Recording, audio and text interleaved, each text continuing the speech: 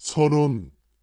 아침에 눈을 뜨자마자 많은 사람들은 이미 일을 떠올린다. 출근 시간, 해야 할 업무, 마주쳐야 할 사람들, 해결되지 않은 문제들. 어떤 이는 이 생각만으로도 가슴이 답답해지고 어떤 이는 이유 없는 피로를 느낀다. 겉으로 보기에는 안정적인 직업을 가지고 있고 사회적으로도 인정받고 있음에도 불구하고 마음 깊은 곳에서는 설명하기 어려운 공허함이 자라난다. 이 공허함은 단순히 일이 힘들어서 생기는 것이 아니다.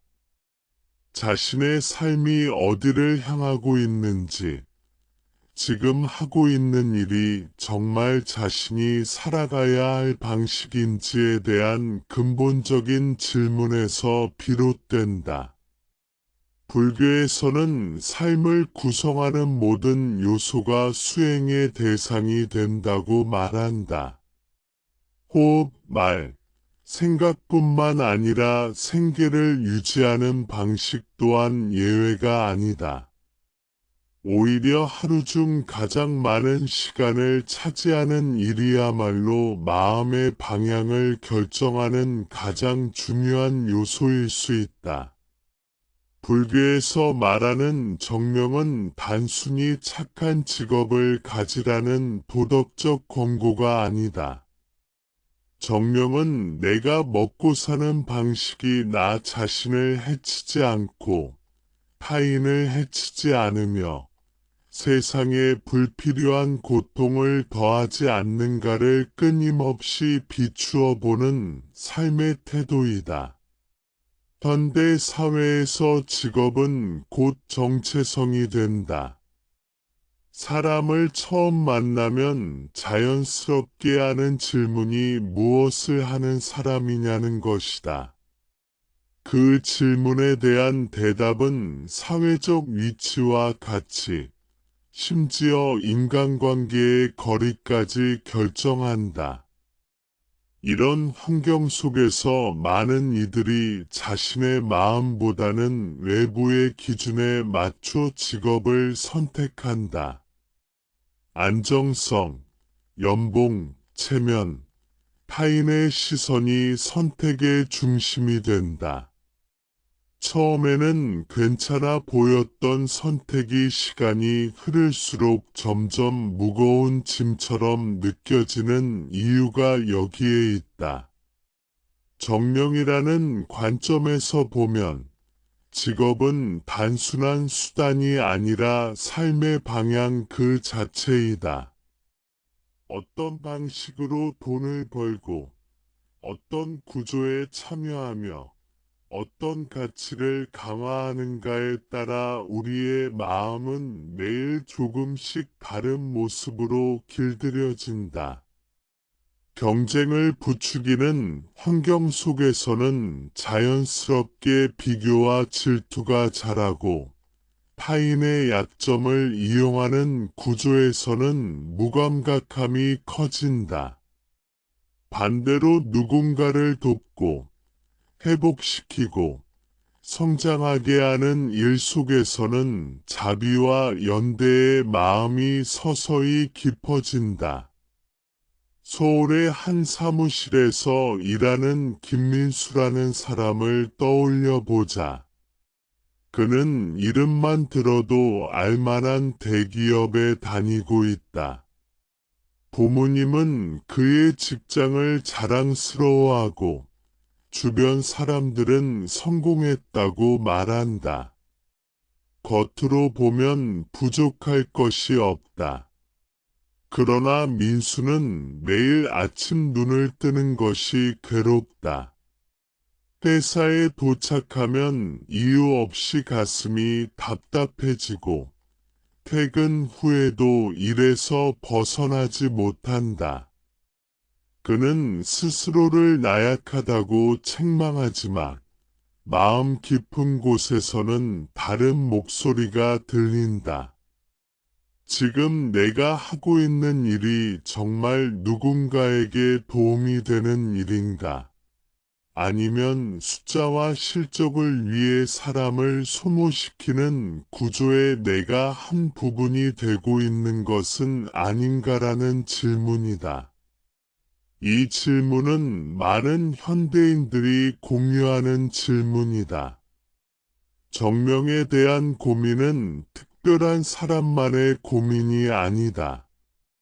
오히려 성실하게 살아가고 책임을 다하려는 사람일수록 이 질문 앞에서 더 깊이 흔들린다. 왜냐하면 그들은 단순히 돈을 벌기 위해서가 아니라 의미 있게 살고 싶어 하기 때문이다. 불교는 이런 질문을 회피하지 않는다. 오히려 그 질문 자체가 깨어있음의 시작이라고 말한다. 정명을 이야기할 때 흔히 오해하는 것이 있다. 정명은 반드시 직업을 바꿔야만 달성되는 것이라는 생각이다. 그래서 이 개념을 접한 사람들 중 일부는 현실과 동떨어진 이상론으로 치부하거나 자신의 삶에는 적용할 수 없다고 느낀다.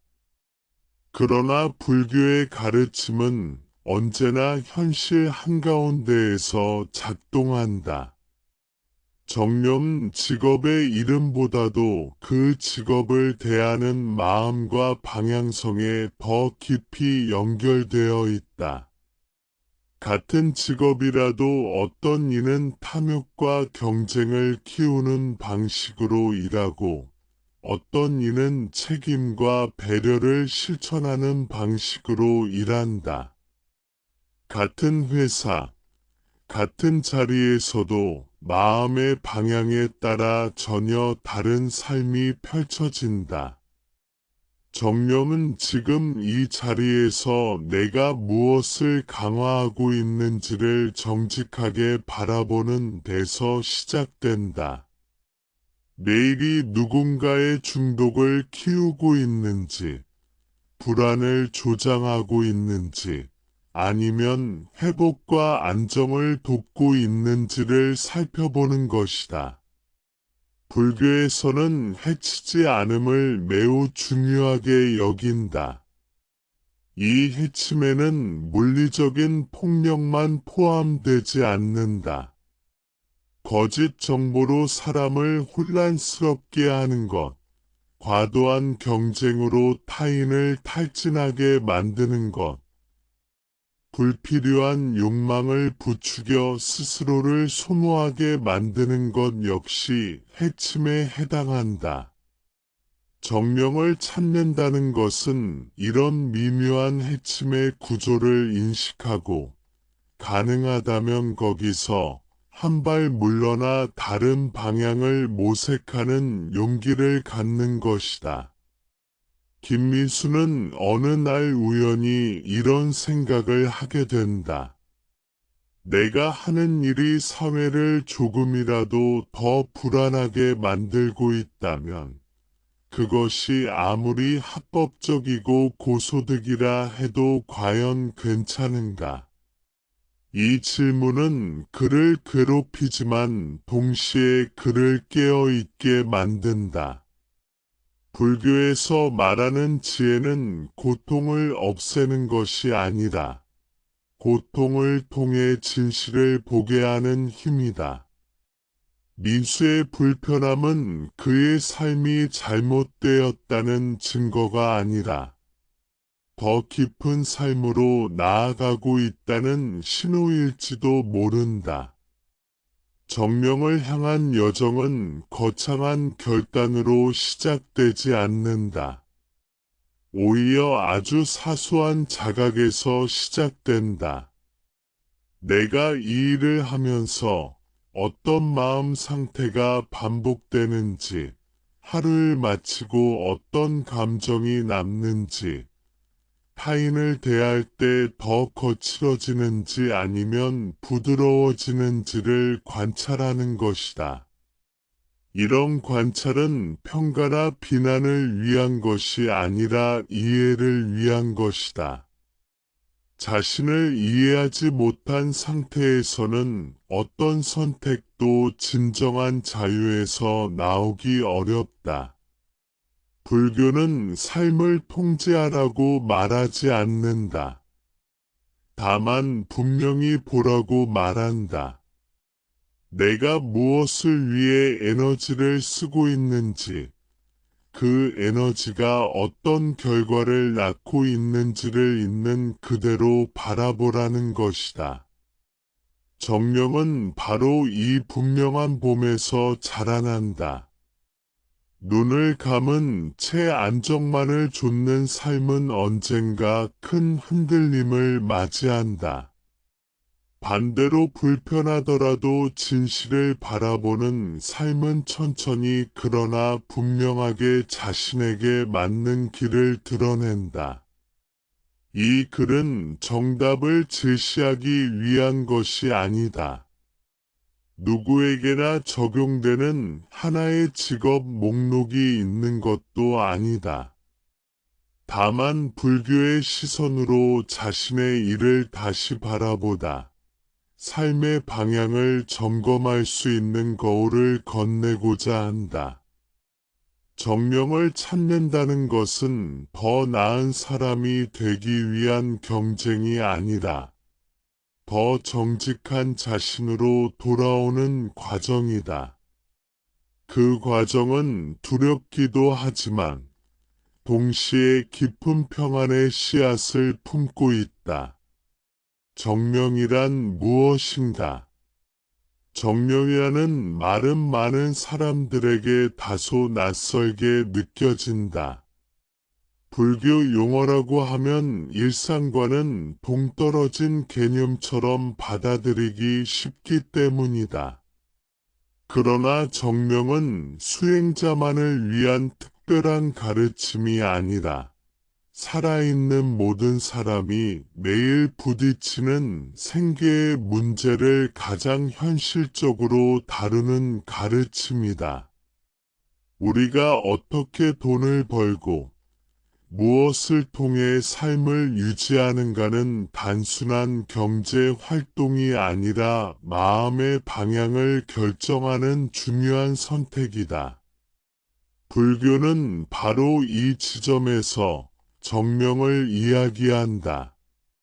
정령이란 바른 생계, 바른 삶의 수단을 의미한다. 여기서 바르다는 말은 사회적 규범에 맞는다는 뜻만이 아니다. 불교에서 말하는 바름은 괴로움을 줄이는 방향을 의미한다. 나 자신의 괴로움, 타인의 괴로움, 그리고 사회 전체의 괴로움을 줄이는 방향으로 삶을 유지하는가를 묻는다. 이 질문은 매우 근본적이면서도 날카롭다. 왜냐하면 대부분의 사람들은 생계를 위해 어쩔 수 없다는 이유로 이 질문을 미뤄두기 때문이다. 현대 사회에서는 일이 곧 생존과 직결된다. 집세, 교육비, 생활비, 미래에 대한 불안까지 모두 일이 해결해 주기를 기대한다. 이런 현실 속에서 정령을 이야기하면 이상적인 이야기로 들리기 쉽다. 그러나 불교는 현실을 외면하지 않는다. 오히려 현실을 있는 그대로 인정한 상태에서 그 안에서 어떻게 괴로움을 줄일 수 있는지를 묻는다. 정령은 현실을 버리고 떠나라는 말이 아니라 현실 속에서 눈을 뜨라는 초대이다. 정령을 이해하기 위해서는 먼저 불교가 말하는 괴로움의 구조를 이해할 필요가 있다. 불교에서 괴로움은 단순히 힘든 감정을 의미하지 않는다. 괴로움은 탐욕, 분노, 어리석음에서 비롯된다. 어떤 일을 하면서 끊임없이 더 많은 것을 가져야 한다는 압박에 시달린다면 그 일은 탐욕을 강화한다. 경쟁 속에서 타인을 적으로 여기고 분노와 비교가 커진다면 그 일은 마음을 거칠게 만든다. 자신이 하는 일이 어떤 영향을 미치는지 보지 못한 채 자동적으로 반복된다면 그 일은 어리석음을 키운다. 정령이란 바로 이런 마음의 흐름을 점검하는 기준이다. 내가 하는 일이 탐욕을 줄이고 있는지 아니면 키우고 있는지, 분노와 혐오를 누그러뜨리고 있는지 아니면 정당화하고 있는지, 무감각에서 벗어나 깨어 있음으로 나아가고 있는지를 살펴보는 것이다. 직업의 겉모습보다 중요한 것은 그 직업이 매일 내 마음에 어떤 씨앗을 심고 있는가이다. 한국 사회에서 많은 사람들이 선망하는 직업들이 있다. 안정적이고 연봉이 높고 사회적 인정을 받는 직업들이다. 이런 직업 자체가 문제라고 말할 수는 없다. 그러나 그 안에서 어떤 역할을 수행하고 어떤 구조에 기여하고 있는지를 보지 않으면 정령에서 멀어질 수 있다. 예를 들어 사람들의 불안을 과장하여 불필요한 소비를 유도하는 일, 타인의 약점을 이용해 이익을 극대화하는 일, 중독성을 강화하는 구조를 설계하는 일은 겉으로는 합법적이고 전문적인 일일 수 있지만 마음의 차원에서는 해침을 포함하고 있을 수 있다. 정령은 해치지 않음을 중요한 기준으로 삼는다. 여기서 해침은 눈에 보이는 피해만을 의미하지 않는다. 어떤 정보가 사람들을 혼란스럽게 만들고 스스로를 의심하게 만들며 불안에 머물게 한다면 그것도 해침이다. 어떤 서비스가 잠시의 쾌락을 제공하지만 장기적으로는 공허함과 의존을 키운다면 그것 역시 해침이다. 정령을 실천한다는 것은 이런 미묘한 영향까지 살펴보려는 태도를 갖는 것이다. 경기도에 사는 박지훈이라는 사람의 이야기를 떠올려 보자. 그는 광고 회사에서 일한다. 처음 일을 시작했을 때 그는 창의적인 일을 할 수 있다는 기대에 가득 차 있었다. 그러나 시간이 지날수록 그의 일은 사람들의 불안을 자극하고 부족함을 부각시키며 지금의 자신으로는 충분하지 않다는 메시지를 반복하는 방향으로 흘러갔다. 그는 문득 이런 생각을 한다. 내가 만드는 문장 하나, 이미지 하나가 누군가의 마음을 더 불안하게 만들고 있는 것은 아닐까? 이 질문은 그의 능력을 부정하는 것이 아니라 그의 마음이 깨어 있기 때문에 떠오른 질문이다. 정령은 직업을 즉시 포기하라는 명령이 아니다. 오히려 이런 질문을 피하지 않고 바라보는 것이 정령의 출발점이다. 불교에서는 올바른 이해가 올바른 선택으로 이어진다고 본다. 자신이 하는 일이 어떤 영향을 미치는지를 이해하지 못한 상태에서 내리는 선택은 습관과 두려움에 의해 결정되기 쉽다. 반대로 분명히 보고 난 뒤의 선택은 비록 느리고 조심스럽더라도 더 깊은 평안을 동반한다.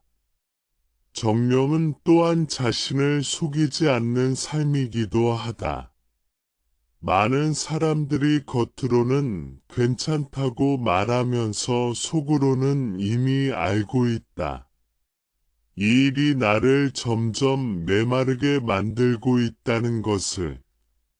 그러나 현실적인 이유로 혹은 변화에 대한 두려움으로 그 목소리를 애써 무시한다. 불교는 그 목소리를 억누르지 말라고 말한다. 그 목소리는 욕심이 아니라 지혜의 가능성이 높기 때문이다. 정령을 이해할 때 중요한 또 하나의 요소는 의도이다. 같은 행동이라도 어떤 의도로 하느냐에 따라 그 결과는 달라진다. 어떤 사람은 돈을 벌기 위해 일을 하지만 동시에 그 돈을 통해 가족을 돌보고 사회에 기여하고자 한다. 어떤 사람은 동일한 일을 하면서 오직 비교와 우월감을 위해 움직인다. 내용은 같아 보여도 마음의 방향은 전혀 다르다. 정명은 바로 이 의도를 끊임없이 점검하는 삶이다. 불교에서 말하는 바른 삶은 완벽한 삶을 의미하지 않는다. 실수하지 않는 삶도 아니다.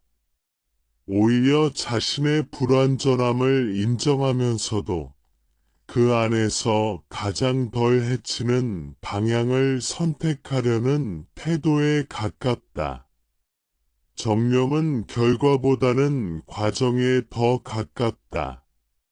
지금 이 선택이 완벽한가를 묻기보다 지금 이 선택이 괴로움을 줄이는 방향인가를 묻는다. 정령을 이해하면 직업에 대한 시선이 달라진다. 더 이상 성공과 실패라는 이분법으로 자신을 평가하지 않게 된다. 대신 일이 나를 어떤 사람으로 만들어 가고 있는지를 바라보게 된다. 하루하루 반복되는 일상이 내 마음을 점점 다치게 하는지 아니면 조금이라도 열리게 하는지를 살피게 된다. 이 관점은 삶을 훨씬 부드럽게 만든다. 정령은 멀리 있는 이상이 아니다. 지금 하고 있는 일 속에서 이미 시작되고 있다. 질문을 던지는 순간, 불편함을 느끼는 순간, 그리고 그 불편함을 외면하지 않는 순간에 정명의 씨앗은 이미 뿌려진다. 이 씨앗은 서서히 자라서 언젠가 삶의 방향을 조금씩 바꾸는 힘이 된다. 그 변화는 크지 않을 수 있지만 분명하고 지속적이다. 정명은 그렇게 조용히 그러나 깊게 삶을 바꾸어 간다. 해치지 않는 직업을 바라보는 관점. 정명을 이야기할 때 가장 자주 등장하는 기준이 해치지 않음이다. 그러나 이 해치지 않음이라는 말은 생각보다 훨씬 넓고 깊은 의미를 가진다. 많은 사람들은 해침을 물리적인 폭력이나 명백한 불법 행위로만 이해한다. 그래서 자신의 일이 그런 범주에 속하지 않는다고 판단하면 더 이상 고민하지 않는다. 하지만 불교에서 말하는 해침은 눈에 보이는 결과만을 가리키지 않는다. 마음에 남기는 흔적, 관계에 남기는 상처, 사회 전체에 만들어내는 분위기까지 모두 포함한다. 현대 사회에서 해침은 점점 더 정교해지고 보이지 않게 변해왔다. 과거에는 칼과 몽둥이가 해침의 상징이었다면 지금은 말과 이미지, 구조와 시스템이 해침의 역할을 대신한다. 누군가를 직접 때리지 않아도 끊임없는 경쟁 속에 몰아넣어 스스로를 소모하게 만들 수 있다. 거짓말을 하지 않아도 선택적인 정보만을 제공하여 판단을 왜곡시킬 수 있다. 정령을 이해하려면 이런 보이지 않는 해침을 감지할 수 있는 감수성이 필요하다. 해치지 않는 직업을 바라본다는 것은 직업의 이름이나 사회적 평판만을 기준으로 삼지 않는다는 뜻이다. 같은 직업이라도 어떤 역할을 수행하느냐에 따라 전혀 다른 영향을 만들어 낼 수 있다. 예를 들어 금융업에 종사한다고 해서 모두 해치는 일을 하는 것은 아니다. 누군가는 사람들의 삶을 안정시키는 자금 흐름을 관리하고 누군가는 과도한 부채를 부추겨 고통을 키운다. 중요한 것은 업종이 아니라 그 안에서 내가 강화하고 있는 방향이다. 서울 외곽에 사는 이현우라는 사람의 이야기를 떠올려 보자. 그는 콜센터 관리자로 일하고 있다. 그의 업무는 직원들의 통화 시간을 관리하고 성과를 분석하는 것이다. 회사는 효율을 강조했고 그는 지시받은 대로 목표를 달성해야 했다. 처음에는 별다른 문제의식을 느끼지 못했다. 그러나 시간이 지나면서 그는 상담사들이 점점 지쳐가는 모습을 보게 된다. 화장실에 가는 시간조차 눈치를 봐야 하고 고객의 폭언을 감내하면서도 웃음을 유지해야 했다. 현우는 자신이 직접 폭언을 하는 것도 아니고 규칙을 만든 것도 아니라고 생각했지만 어느 순간 이런 질문이 떠오른다. 내가 이 구조를 더 단단하게 만드는 역할을 하고 있는 것은 아닐까? 이 질문은 해침을 개인의 의도만으로 판단할 수 없다는 사실을 보여준다. 해침은 종종 구조 속에서 발생한다. 개인은 시스템의 작은 부품처럼 느껴지지만 그 부품 하나하나가 모여 구조를 유지한다. 정령은 바로 이 지점을 바라보게 한다. 내가 직접 누군가를 괴롭히지 않더라도 괴로움을 낳는 구조를 강화하고 있다면 그건 역시 해침에 해당할 수 있다는 자각이다. 불교에서는 업이라는 개념을 통해 이런 구조적 해침을 설명한다. 업은 단순히 개인의 행위만을 의미하지 않는다. 반복되는 행동과 선택이 쌓여 만들어지는 흐름이다.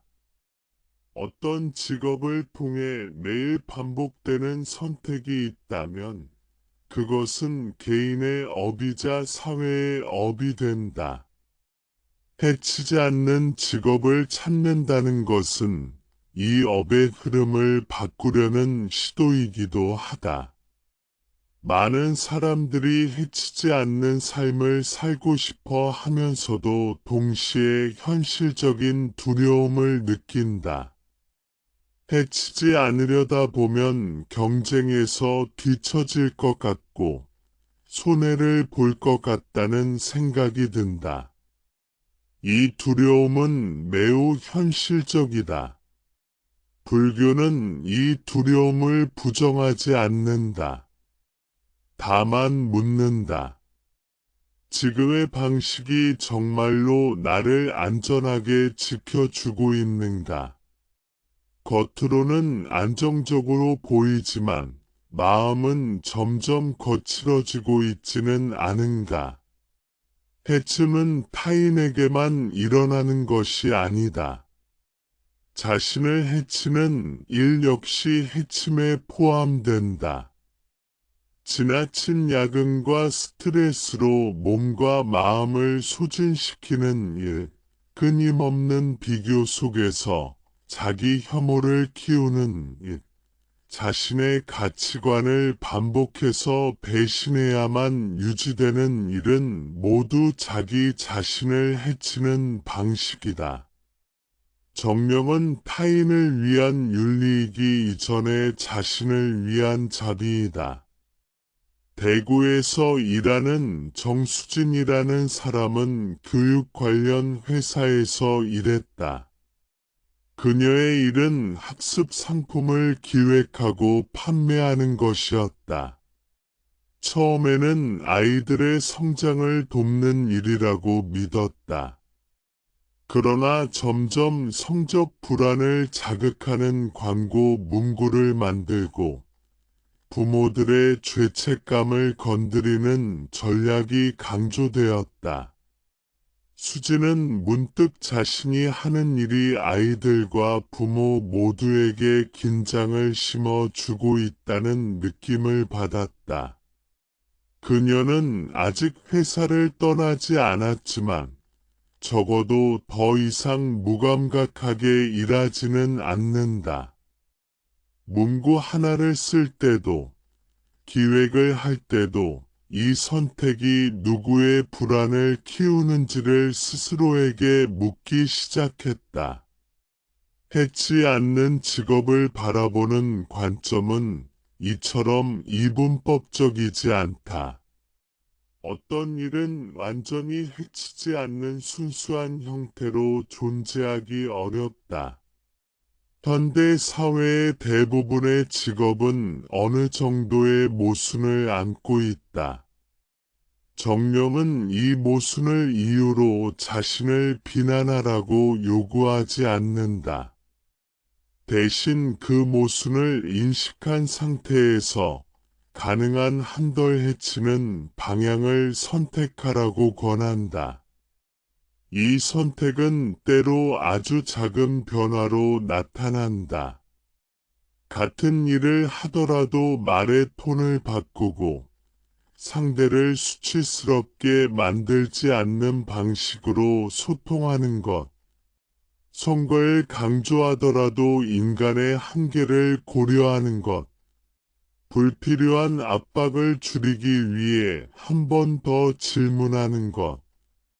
이런 작은 선택들은 눈에 띄지 않지만 분명히 고통의 총량을 줄인다. 불교에서는 자비를 감정이 아니라 태도로 본다.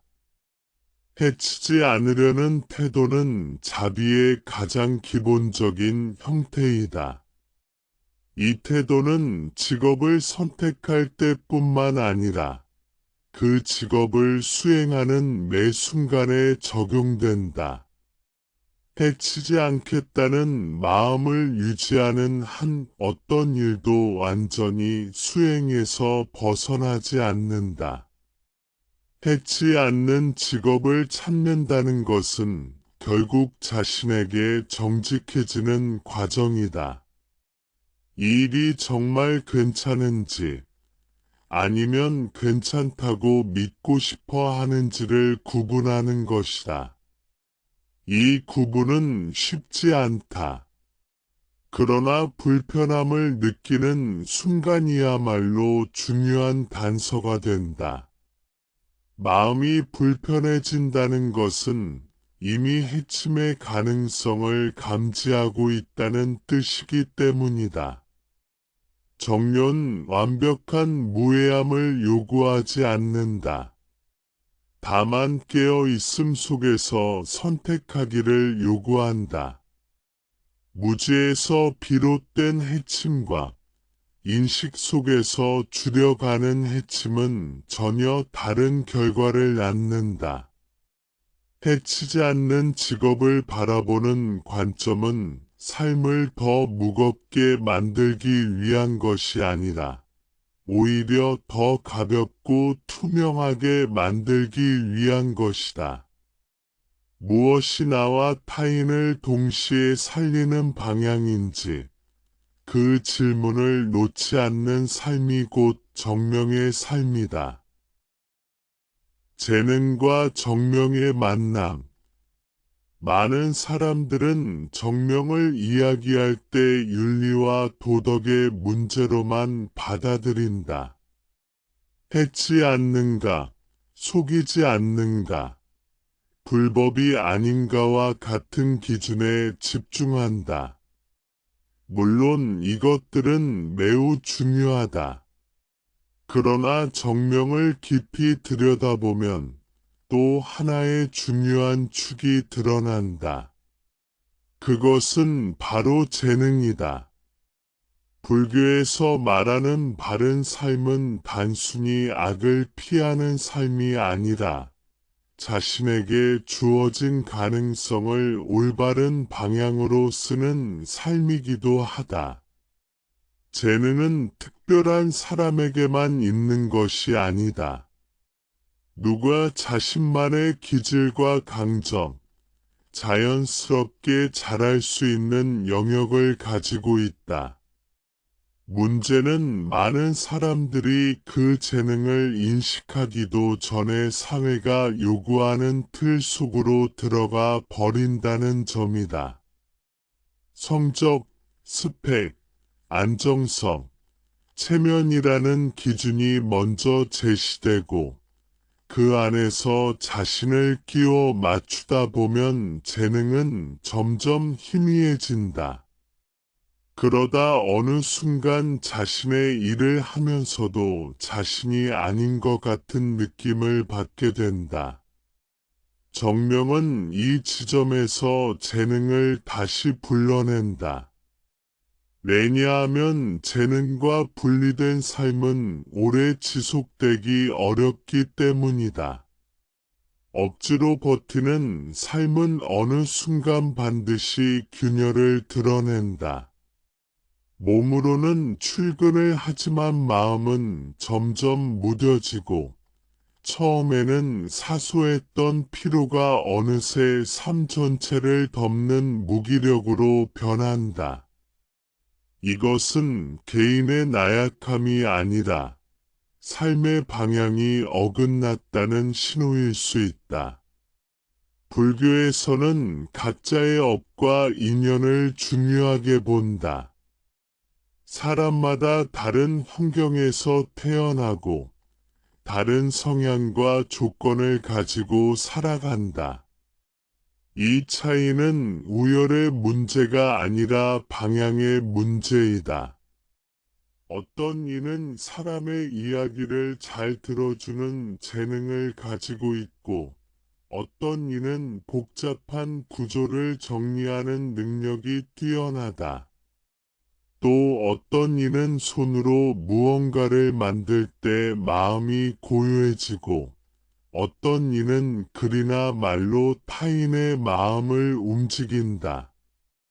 정년 이 서로 다른 재능이 세상과 만나는 올바른 자리를 찾는 과정이다. 재능을 이야기할 때 흔히 오해하는 것이 있다. 재능은 반드시 눈에 띄는 성과나 탁월함으로 증명되어야 한다는 생각이다. 그래서 많은 사람들이 스스로를 평범하다고 평가절하한다. 그러나 정명의 관점에서 재능은 비교의 대상이 아니다. 그것은 경쟁을 위한 무기가 아니라 봉사를 위한 통로이다. 잘하는 것을 통해 타인을 이롭게 할 수 있다면 그 자체로 이미 충분한 재능이다. 인천에 사는 최영우라는 사람의 이야기를 떠올려 보자. 그는 오랫동안 물류회사에서 관리직으로 일했다. 일은 안정적이었지만 늘 마음 한켠이 답답했다. 그는 숫자와 보고서보다는 현장에서 사람들과 부딪히며 문제를 해결할 때 더 생생함을 느꼈다. 그러나 그런 성향은 회사에서 크게 인정받지 못했다. 영호는 스스로를 능력이 부족한 사람이라고 생각하며 점점 자신감을 잃어갔다. 그러던 어느 날 그는 현장 직원 한 명이 겪는 어려움을 듣고 자연스럽게 중간에서 조율의 문제를 해결해 주었다. 그 경험 이후 그는 깨닫게 된다. 내가 잘하는 것은 성과를 과시하는 것이 아니라 사람 사이의 마찰을 완화하는 일이라는 것을. 이 깨달음은 그의 직업을 즉시 바꾸지는 않았다. 그러나 그의 일하는 태도를 바꾸었다. 그는 지시를 전달하는 관리자에서 현장의 목소리를 위로 전달하는 다리 역할을 자처하게 되었다. 이 변화는 조직 전체의 분위기를 조금씩 바꾸었고, 무엇보다 그의 마음을 덜 소진시키기 시작했다.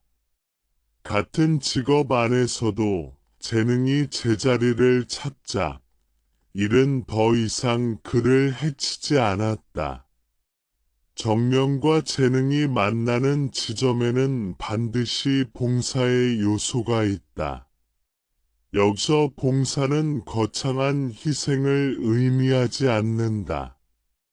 자신의 재능이 누군가의 괴로움을 줄이는데 사용되는 상태를 말한다.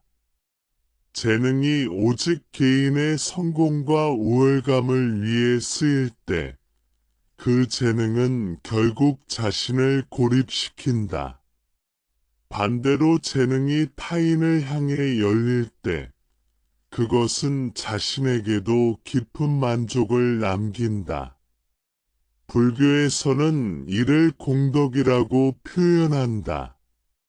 공덕은 남에게 잘 보이기 위해 쌓는 것이 아니라 자연스럽게 괴로움이 줄어들면서 생겨나는 결과이다. 재능을 억지로 숨기거나 왜곡하지 않고 있는 그대로 드러내어 바른 방향으로 사용할 때 공덕은 자연스럽게 쌓인다. 이때 중요한 것은 결과에 집착하지 않는 것이다. 얼마나 인정받는가, 얼마나 성공하는가는 부차적인 문제이다. 재능과 정명이 어긋나는 경우도 있다. 어떤 이는 뛰어난 능력을 가지고 있지만 그것이 해침의 방향으로 쓰이고 있을 수 있다. 사람의 심리를 잘 파악하는 능력이 조작과 착취로 이어질 수도 있고 설득력이 타인을 압박하는 도구가 될 수도 있다. 이럴 때 불교는 재능을 부정하라고 말하지 않는다. 대신 그 재능을 어디에 쓰고 있는지를 정직하게 보라고 말한다. 재능은 중립적이지만 방향은 선택의 문제이기 때문이다. 광주에서 일하는 한서연이라는 사람은 뛰어난 분석 능력을 가지고 있었다. 그녀는 데이터를 다루는 일을 잘했고 빠르게 문제의 핵심을 파악했다. 그러나 그녀가 속한 팀은 그 능력을 이용해 고객의 약점을 공략하는 전략을 세웠다. 서연은 처음에는 자신의 능력이 인정받는다는 사실에 만족했지만 시간이 지날수록 마음이 불편해졌다. 그녀는 자신이 사람들을 돕는 대신 더 취약하게 만들고 있다는 느낌을 받았다. 이 불편함은 그녀로 하여금 자신의 재능을 다른 방식으로 사용할 수 있는 길을 모색하게 만들었다. 정령은 이런 불편함을 실패로 보지 않는다. 오히려 깨어 있음의 증거로 본다. 재능이 올바르지 않은 방향으로 쓰일 때 마음이 먼저 반응한다. 그 반응을 무시하지 않고 바라보는 것이 수행이다. 모든 사람이 즉시 이상적인 자리를 찾을 수는 없다. 그러나 적어도 자신의 재능이 어디를 향하고 있는지는 볼 수 있다. 재능을 정령의 관점에서 바라보면 삶에 대한 평가 기준이 바뀐다. 더 잘난 사람이 되려는 욕망에서 벗어나 더 적합한 사람이 되려는 방향으로 이동한다. 이 전환은 삶을 훨씬 부드럽게 만든다. 남과 비교할 이유가 줄어들고 자신의 자리에서 할 수 있는 역할에 집중하게 된다. 정명과 재능의 만남은 완성형이 아니다. 그것은 끊임없이 조율되는 과정이다. 삶의 단계에 따라 재능의 표현 방식도 달라진다. 어떤 시기에는 직접적인 역할이 필요하고 어떤 시기에는 뒤에서 받쳐주는 역할이 더 중요해진다. 중요한 것은 자신의 재능이 지금 이 순간 어떤 방식으로 세상에 기여할 수 있는지를 묻는 태도이다. 이 태도는 삶을 하나의 거대한 경쟁장이 아니라 서로 다른 역할이 공존하는 장으로 바라보게 한다. 모두가 같은 방향으로 달릴 필요는 없다. 각자의 재능이 각자의 자리에서 빛날 때 사회 전체의 괴로움은 줄어든다. 정령은 바로 이 조화를 향한 길이다. 자신의 재능을 숨기지도 과시하지도 않고 조용히 그러나 분명하게 세상을 이롭게 하는 방향으로 내놓는 것. 그 만남 속에서 일은 더 이상 짐이 아니라 수행의 한 형태가 된다. 사례 하나. 서울 동작구의 한 아파트 단지에 김민수라는 사람이 살고 있다.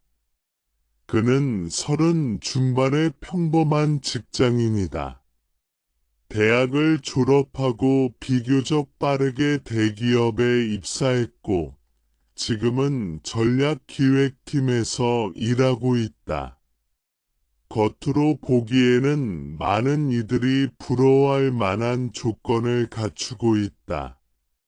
안정적인 급여, 정기적인 승진, 사회적으로 인정받는 회사 이름. 부모님은 친척 모임에서 그의 이야기를 자주 꺼내고 친구들 중에서도 그는 성공한 쪽에 속한다고 여겨진다. 그러나 민수의 하루는 늘 무거운 감각으로 시작된다. 알람 소리가 울리면 몸보다 마음이 먼저 반응한다. 가슴이 조여오고 이유 없는 피로가 밀려온다. 그는 자신에게 문제가 있다고 생각하며 억지로 몸을 일으킨다. 출근길 지하철에서 그는 늘 비슷한 얼굴들을 본다. 스마트폰 화면을 내려다보는 사람들, 무표정한 눈, 짧은 한숨들.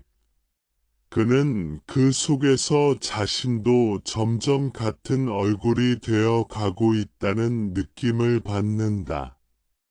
회사에 도착하면 민수는 빠르게 업무 모드로 전환한다. 숫자와 자료, 보고서와 회의가 그의 하루를 채운다. 그는 일을 못하는 사람은 아니다. 오히려 성실하고 꼼꼼하다는 평가를 받는다. 문제는 그가 만드는 결과물들이 실제로 무엇을 위해 쓰이는지 알게 되었을 때부터 시작되었다. 회사의 전략은 경쟁사를 압도하기 위해 시장의 불안을 이용하는 방향으로 흘러갔다. 이기식을 강조하고 선택하지 않으면 뒤처질 것이라는 메시지를 반복했다. 민수는 처음에는 이것이 모든 기업의 방식이라고 생각했다. 자신만 예민한 것이라고 스스로를 설득했다. 그러나 프로젝트가 반복될수록 마음 한편이 점점 불편해졌다.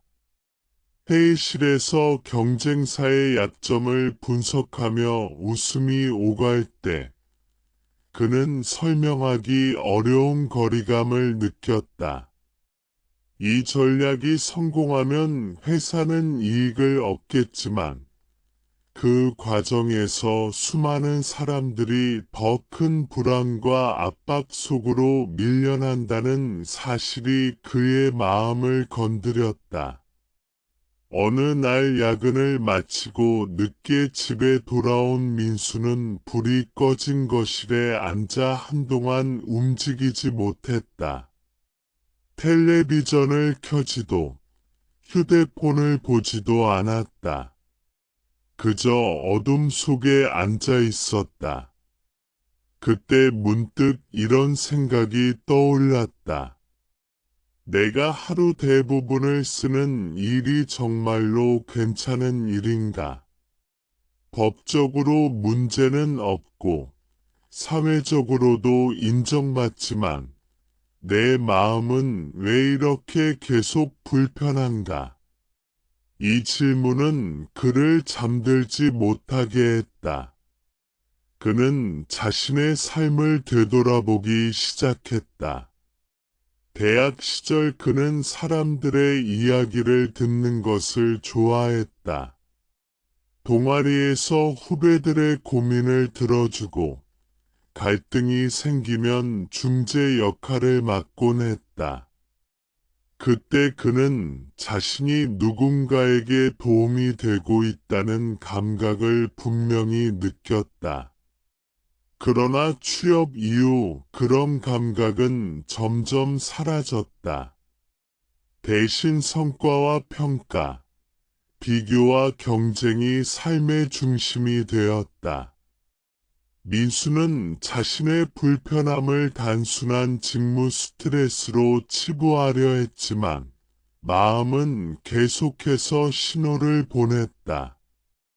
회의가 끝난 뒤 허무함이 밀려왔고 성과를 달성해도 기쁨이 오래가지 않았다. 오히려 다음 목표에 대한 압박이 더 빨리 찾아왔다. 그는 스스로에게 물었다. 이 방식으로 계속 살아간다면 나는 어떤 사람이 되어 있을까? 불교에서 말하는 정명의 관점에서 보면 민수의 고통은 실패의 징후가 아니다. 오히려 깨어있음의 시작이다. 그의 마음은 이미 일이 자신과 맞지 않는 방향으로 흘러가고 있다는 사실을 감지하고 있었다. 문제는 그 감지를 어떻게 다루느냐였다. 무시하고 계속 밀어붙일 수도 있고 불편함을 이유로 자신을 비난할 수도 있다. 혹은 그 불편함을 하나의 메시지로 받아들일 수도 있다. 민수는 어느 주말 우연히 근처 사찰을 찾게 되었다. 특별한 이유가 있었던 것은 아니다. 그저 조용한 곳에 있고 싶었다. 그는 법당 한쪽에 앉아 잠시 눈을 감았다. 복잡한 생각들이 밀려왔지만 그 속에서도 한 가지 감정은 분명했다. 이대로는 안 되겠다는 느낌이었다. 그렇다고 당장 회사를 그만둘 용기도 없었다. 그는 그저 자신의 마음을 있는 그대로 바라보는 연습을 해보기로 했다. 그 이후 민수는 이를 대하는 태도를 조금씩 바꾸기 시작했다. 모든 것을 성과로만 보지 않으려고 노력했다. 회에서 공격적인 표현이 나올 때면 한 번 더 질문을 던졌다. 이 방식이 사람들에게 어떤 영향을 줄 수 있는지를 조심스럽게 언급했다. 처음에는 주변의 반응이 미지근했지만 몇몇 동료들은 그의 말에 고개를 끄덕였다. 민수는 혼자가 아니라는 사실을 조금씩 느끼기 시작했다. 이 변화가 그의 삶을 즉시 구원해 주지는 않았다. 여전히 일은 바쁘고 구조는 쉽게 바뀌지 않았다. 그러나 민수의 마음에는 작은 공간이 생겼다. 그는 더 이상 자신의 불편함을 약점으로 여기지 않았다. 오히려 그것을 나침반처럼 사용하기 시작했다. 이 선택이 나를 더 무감각하게 만드는지 아니면 조금이라도 깨어있게 만드는지를 기준으로 삼았다. 민수의 사례는 정명이 단번에 완성되는 해답이 아니라는 사실을 보여준다. 정명은 종종 질문의 형태로 나타난다. 이 일이 나를 어떤 사람으로 만들고 있는가? 이 질문은 삶을 불안하게 만들기도 하지만 동시에 진실로 이끈다. 민수는 아직 답을 찾지 못했다. 그러나 그는 분명히 방향을 느끼고 있다. 더 이상 눈을 감고 달리지 않겠다는 방향이다.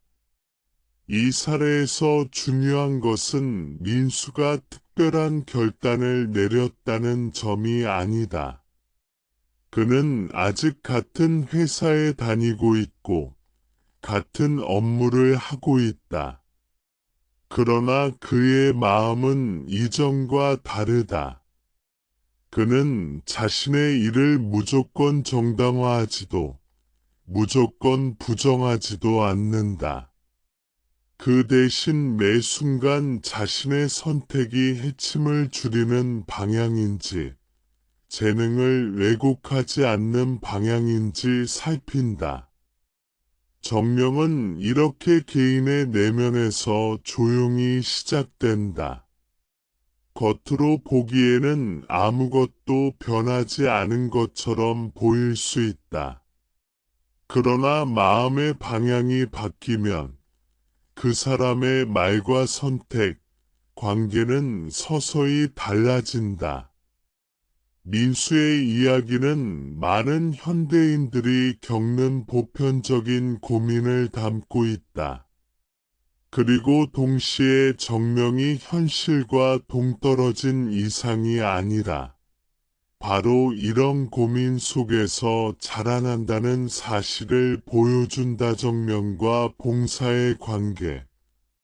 정명을 이야기하다 보면 많은 사람들이 자연스럽게 봉사라는 단어를 떠올린다. 그러나 동시에 마음 한편에서는 거부감이 일어나기도 한다.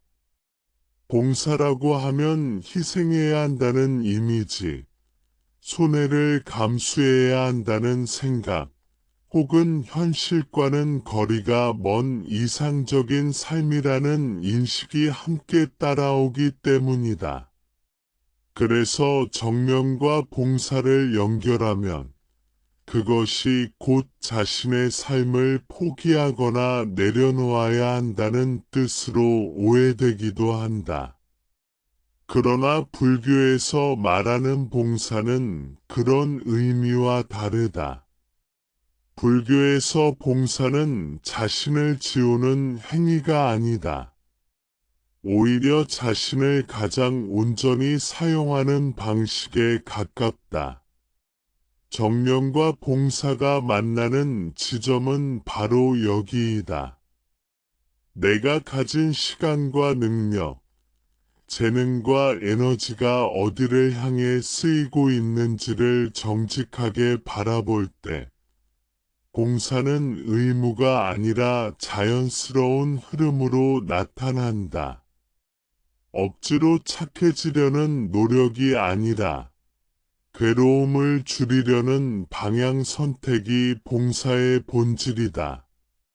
많은 사람들이 봉사를 특별한 행동으로 생각한다. 무료로 일하거나 남을 위해 자신을 희생하는 장면을 떠올린다. 그러나 정명의 관점에서 보면 봉사는 훨씬 일상적이다. 내가 하는 일이 누군가의 삶을 조금이라도 덜 힘들게 만드는가? 불필요한 고통을 덜어주는가라는 질문이 바로 봉사의 출발점이다. 이 질문은 직업의 종류와 상관없이 적용될 수 있다. 부산에 사는 이지은이라는 간호사의 이야기를 떠올려 보자. 그녀는 대학병원에서 근무하며 늘 바쁜 일상을 보낸다. 환자 수는 많고 인력은 부족하다. 하루에도 여러 번 지치고 그만두고 싶다는 생각이 스쳐 지나간다. 누군가는 그녀에게 이렇게 말한다. 그렇게 힘들면 다른 일로 옮기라고. 왜 그렇게 고생을 사서 하느냐고. 그러나 지은은 자신의 일을 단순한 희생으로만 느끼지 않는다. 그녀가 병동을 돌며 환자의 이름을 불러주고 눈을 맞추고 짧게라도 안부를 묻는 순간 그녀의 마음은 이상하게도 조금 가벼워진다.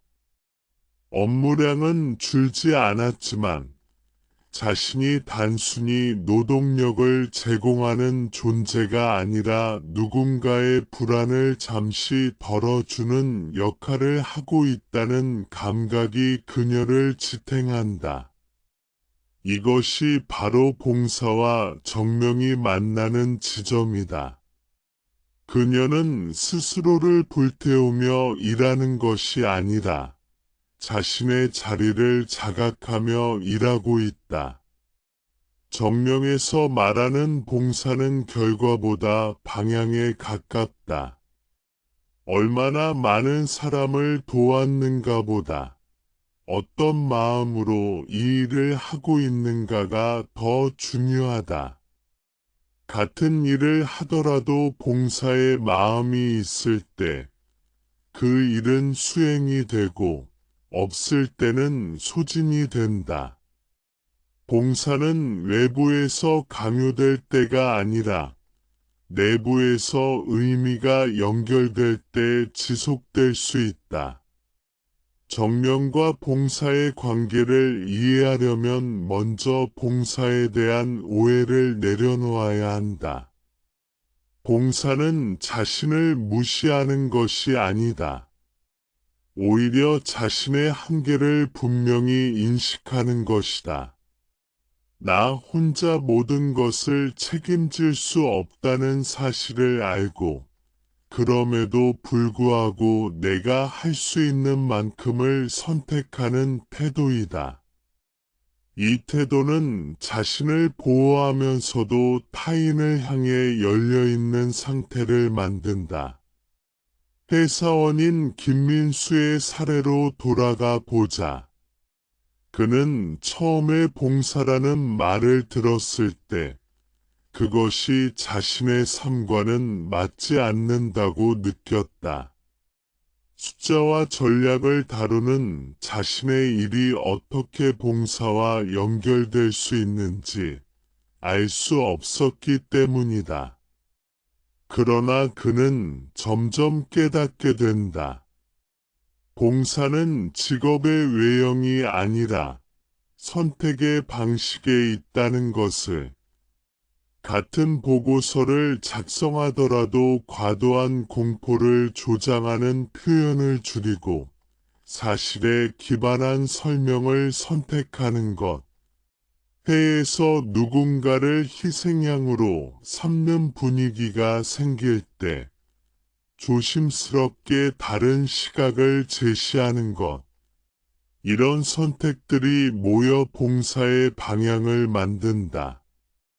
불교에서는 이를 자비의 실천이라고 부른다. 자비는 감정적인 연민이 아니라 고통을 줄이려는 지혜로운 행동이다.